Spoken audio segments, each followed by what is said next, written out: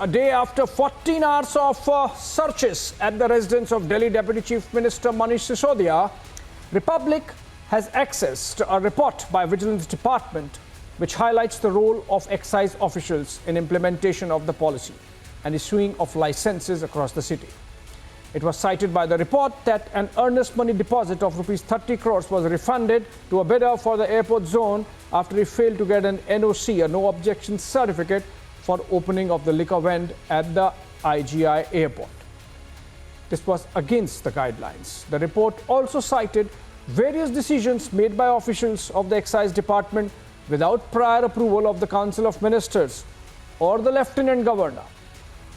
A waiver of Rs 144 crores, for example, on tendered license fee, citing effects of COVID-19, was given to licensees despite the fact that no specific provision for compensation in the form of reduction in tendered license fee was available in the tender document. This resulted in blatant undue benefits to the licensees and loss to the public exchequer. But what is important is that at every stage of these decisions, every stage of decision making, from the time that the new policy was brought in to the time that it was disbanded and the government of Delhi National Capital Territory reverted back to the old excise policy. At every stage, whenever an objection was raised by bureaucrats, by officers, whether in the excise department or the finance department or the planning department, it was Deputy Chief Minister Manish Sisodia, under scanner now of the CBI, who overruled those objections. Why was he doing that? What was his personal interest, or party's interest, or government's interest, beyond the stated objective of the new excise policy, that it was aimed at increasing the revenues of the government, which it failed miserably. When the objective was not attained, in a cabinet note, the Delhi government, the Aam Aadmi Party government, said that they have to go back to the old policy because the new policy is not bringing in the money. Not one mention of any vendetta, of any witch hunt by the centre, by CBI, ED. It's a proper methodical document, that cabinet note that we brought to you viewers yesterday, which clearly stated the reasons based on which the Delhi government decided to go back to the old policy. And now this vigilance report, which scans and dissects the decision making over the period of last 9 months when the new policy was in place, how guidelines were overruled, how norms were flouted, how objections raised by bureaucrats were put aside by Manish Sisodia because he wanted the policy somehow to go on.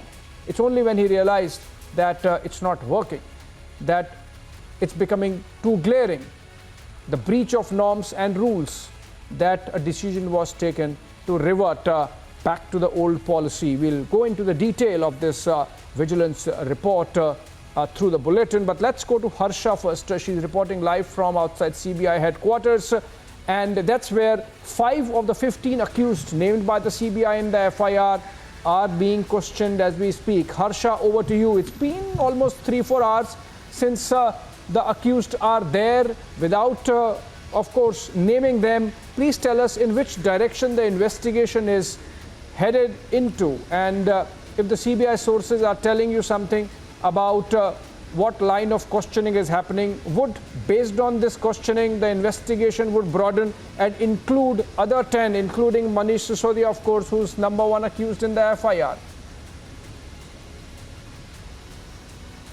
Exactly. It's been more than 4 hours since the questioning has been started inside the CBI headquarters with the accused in the new excise policy. And since this questioning has started through CBI sources, not much is getting to know because the entire set of questions have been prepared by CBI officials. After yesterday, more than 14 hours raid were conducted in 21 locations in 7 states. And we also saw how yesterday the residence and the office of Manish Sisodia was raided, along with the Deputy Commissioner and former Deputy Commissioner residence as well. The set of questions have been prepared. The 5 accused are already inside. We are not getting to know that when they will be leaving CBI headquarters, because in this new excise policy, the framing, implementation and drafting of policy, in all those things, several things were illegally added, which was said by Lieutenant Governor V.K. Saxena as well alleged by BJP also. So we're getting to know that it's been more than 4 hours, and yet it could take more 2-3 hours. But based on today's investigation, based on today questioning and inquiry with these 5 accused who hail, all of them who hail from Delhi, today inquiries and questioning is happening with all these 5 accused, and after that the investigation can broaden. And further, we are also getting to know that this and public servant and the bureaucrats of Delhi government who are involved in this entire new excise policy, illegally drafting it, implementing it, and it can go to the radar. And the next summon could go to Manish Sisodia, Deputy CM, as Manish Sisodia today himself said that in coming 1 or 2 days he could get a summon from CBI any time. So we are expecting that after today's investigation, after today's questioning and inquiry by CBI, with all these middlemen, broker and businessmen which is happening inside CBI headquarters, the investigation could more widen and more summon can be issued a day or day after tomorrow, on Monday or Tuesday, might be to Deputy CM or might be to public servant and bureaucrats who are involved and named in the FIR. Back to you. Right, thank you so much, Harsha, for joining us live from CBI headquarters. Of course, you would be there till the time that the questioning goes on and bring us up to date on what's happening. Possibly, there would be some kind of briefing by the CBI as well. Harish Khurana of the BJP joins us over the phone. Khurana ji, एक vigilance department का report है जिसमें लिखा गया है कि हर stage पे जो अधिकारी हैं, the officers, the bureaucrats, Finance Department, Excise Department, Planning Department officers and bureaucrats, they raised objections every time Manish Sisodia tried to, do something which was against the rules. But then those objections themselves were overruled, put aside, and Manish Sisodia said that do what I am saying, irrespective of whether a cabinet approval is there, irrespective of whether as per the guidelines the matter has gone to the Lieutenant Governor. Of course, he's being investigated by the CBI now, and we would wish that Aam Aadmi Party also joins us in this broadcast and puts across their side. But why would Manish Sisodia take so much of personal interest in making these decisions, overruling officers who are bringing in or reading the rules to him all through almost 8 or 9 months that the new policy was there, Harish Khurana?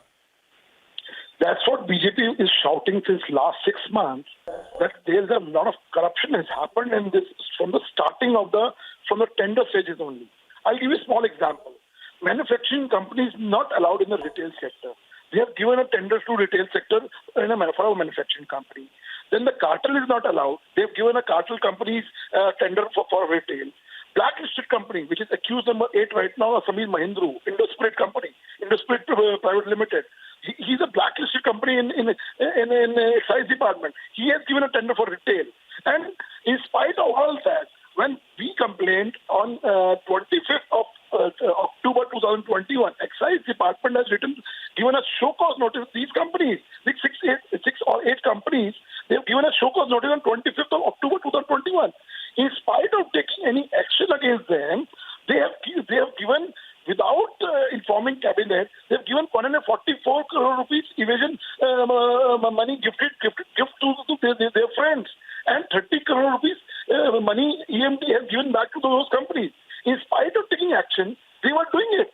And when these things have been busted now, Vijay Nair role, Dinesh Arora's role, who the middleman, I'm naming them, who was also accused in that FIR, everybody knows what is the link between Dinesh Arora and these companies. And I'm alleging today 2 people, Saurabh Bhardwaj having a link with Brendo, which is Amardeep Dhal, which is accused in the FIR. And I'm also naming one more, Mr. Pandey, who is close associate of Atishi. Let them give the answer now. What is the relationship between a company called Brendo, Amardeep Dhal, with a Saurabh Bhardwaj? Let's this to be busted. Their call records should be checked off. Their phone should be seized so that these truths can come out. Harish Khurana, just hold on to your thoughts. I'll come back to you. But Piyush Joshi, political analyst who leans towards the Aam Aadmi Party, is joining us again on phone. Piyush Joshi, we have this vigilance report with us and some interesting facts emerge which I think the Aam Aadmi Party would want to answer and should answer. And you can throw some light as to why the Deputy Chief Minister of Delhi would do something like this. So, for example, there are more than a couple of instances, Piyush Joshi, where bureaucrats have said, sir, this is not as per rules. Sir, this is not allowed. Sir, for this you have to go to the Lieutenant Governor. Every time these objections were raised, Manish Sisodia said, no, this is reasonable, overruled. No, this is allowed. I am saying, please do it. I will take post facto approval of the cabinet. Please go ahead. And subsequently, the officers followed. If I could give you a specific example, Piyush Joshi, before you answer. So what happens is that prices are changed of the wholesale price of liquor, the whiskey and the beer are changed by Excise Department. The matter comes to the government. Manish Sisodia says, go ahead. Finance Department raises an objection. Finance Department says, please give us a chart of whether with this change of prices, what would be the revenue of the government and what would be the money made by these private vendors of liquor. Manish Sisodia says, no need to do that study. Please go ahead. I'll take approval from the cabinet. Now, why? I mean, this is one example. I have half a dozen such examples where Manish Sisodia has personally intervened to make sure that the new excise policy goes ahead. Why do you think someone like Manish Sisodia, now I'm saying no reason to believe that he's corrupt. Why would he take this kind of personal interest in something where officer after officer, department after department is raising objections? Piyush Joshi. If you go to any secretariat and check the files, you will see that the ministers who are not bulldozed usually by the bureaucrats do take their own decisions and do not tiptoe the lines of the bureaucrats all the time. So if you believe in a policy, you go ahead along with it. Then you encounter certain windfalls in the middle, and then you decide it's better to go back to the original policy. So it's a policy change. Where is the quid pro quo? That is as simple as it gets. So if a minister in charge takes a policy decision despite his advisors quote unquote raising some objections, we don't know the reality as of now. CBI is there to investigate. CBI will investigate. CBI has raised similar kind of questions in the past as well, and they have come to, they have reached no endpoint so far. 50 odd MLAs have been investigated of Aam Aadmi Party. Chief Minister's office has been raided to no avail. So ultimately, at the end of the day, the buck stops with the minister, and the minister is there to take a call. So he took a call. He has taken another call to go back to that another policy. But unless the quid pro quo is established, how are we going to say that it is a case of corruption and it's not a matter of policy analysis? So I find these kind of arguments really, really amazing, that a minister has taken a decision regarding one particular policy and we are alleging corruption based on that. That's my take on that so far. As far as whatever I could hear about Mr. Harish, right, Piyush Joshi. Yeah, please. No, you see, point taken. But the fact is that of all the MLAs investigated of the Aam Aadmi Party, at least one minister you would recall is in jail in judicial custody, Satyen Jain. Even as the news of investigation tightens around Manish Sisodia. What is important is, Piyush Joshi, that based on this vigilance report, in fact, 11 officers, including one IS officer, have been suspended by the government for not following rules, norms. So, if the officers face the music, why not the political executive that was guiding them? They have been suspended by the Lieutenant Governor. They have not been suspended by the government of the National Capital Territory region of Delhi. What I'm trying to say here that the LG is. But based on this vigilance report. That is what the courts to decide. We have seen in the past as well that based on the report of one chief secretary, the chief minister's bedroom was raided in the middle of the night. And what came out of it? Nothing. So when nothing came out of it, based on the report of a chief secretary, that he has been manhandled and all, and so many reports have been done against previous MLAs. So let the investigating agencies do their job. Let the court decide, and the courts will decide favorably when even in the matter of Satyendra. And when it comes to Manish Sisodia, then also court will decide favorably, because we have full belief in the way they work. We have seen them work. They are hardcore, honest people, and no, not a single penny worth of corruption can be proven against them. That is my firm belief. And Mr. Harish Kurala can allege all he wants. The truth of the matter is that they have to kill the thought of an anti-corruption government. They have to kill the thought that any political party in this country can exist without corruption, and any political party can make corruption as the sole political agenda. That's what they want to kill, and that is what they are trying to do. They are just trying to set a narrative and create a narrative, and create that where none exists. Point taken, Piyush Joshi. Investigation has to go on, and whatever the conclusion the CBI comes to, of course, as in the case of Satyendra and so in the case of Manish Sisodia as well. We'll continue debating this vigilance report all through the evening, but for now we move on while we stay on this story. Some of the 15 named accused in the CBI FIR in the alcohol scam have been called in for questioning at the CBI headquarters. In fact, as we speak, 5 of them are currently being questioned by the agency. Meanwhile, the BJP has once again raised some serious questions at the Aam Aadmi Party over the allegations against the Delhi government. But the Aam Aadmi Party is repeating the claim that they have been